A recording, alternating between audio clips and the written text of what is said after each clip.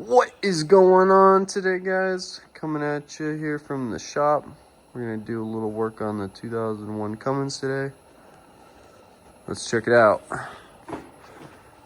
So we got an intake horn.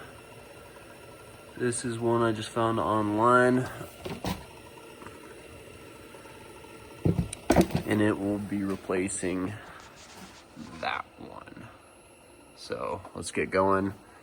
It's a 10 millimeter to take these off, and it's 11 to take this guy off. So let's do it. Okay guys, so this is where we're at. We got all of this off. That's your stock one. This is our aftermarket one. So quite a bit different, I would say. So they did give you some different hardware, and they are Allen's.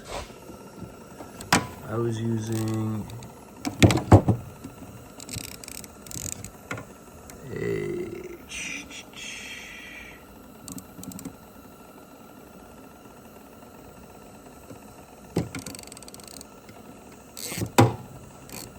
number 6,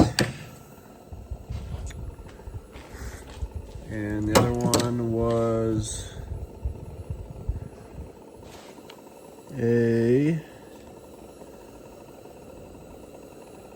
5/32. Those are the two I used. So good luck, guys.